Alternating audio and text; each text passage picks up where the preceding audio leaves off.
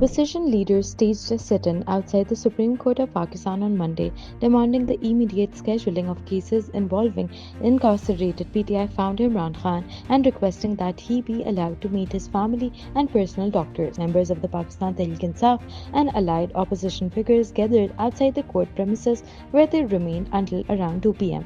The protest called for authorities to fix hearings without delay and to arrange what participants described as a complete medical examination through Khan's own physicians. Khan has been imprisoned since August 2023 and is serving a 14-year sentence at Adiala jail in a £190 million corruption case. He was also convicted in another case related to state gifts. Concerns about his health have intensified in recent weeks after his family and party highlighted an eye condition, right central retinal vein occlusion, that became public in late January. According to a report submitted to the court following a lawyer's visit, only 15% vision remains in his right eye, sparking criticism and protests from opposition members over his medical treatment. The opposition alliance Tehreek-e-Tahafuz-e-Ain Pakistan said protesters were also demanding confidence-building measures, including allowing family members and personal physicians access to examine him. Participants voiced distrust of an official medical report prepared by the Pakistan Institute of Medical Sciences, saying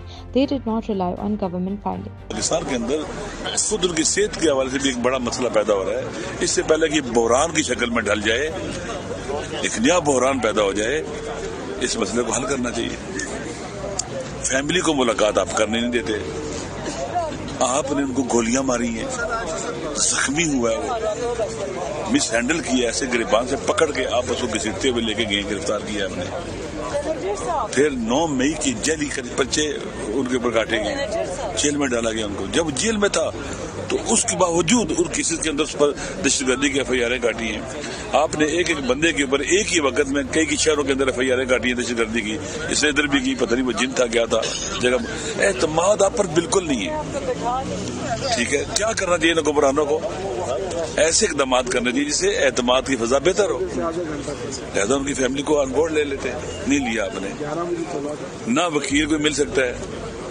supreme court ने कहा जी कि friend of court के तौर पर जाए वो मुलाकात करके, इसी तरह से उनके केसेस आप नहीं सुनते लगाए हुए। अच्छा सेनेटर साहब, इंटरवीन किया सुप्रीम कोर्ट ने सफदर साहब को जो है वो friend of the Speakers at the protest stressed that the issue was not about launching a political movement but addressing concerns raised by Khan's family regarding his health and well-being. They also said they had been unable to meet Chief Justice Yahya Afridi and would attempt to seek another meeting. आज supreme court के सामने हम सब ये इस्तदलाल लिए बैठे हैं कि इमरान खान को उनकी आंख के इलाज के लिए अस्पताल ले जाया जाए। मैंने जब इमरान खान की आंख का मसला पैदा हुआ, इसी सुप्रीम कोर्ट के बाहर प्रेस कॉन्फ्रेंस करते हुए एक बात की और मैंने दिल से वो बात की थी। और वो बात ये है कि लीडर की आंख उसकी आंख नहीं होती, लीडर की आंख से कौम अपना तापनाक मुस्तकबिल देखती है। लीडर की आंख में कौम को अपना मुस्तकबिल नजर आता है।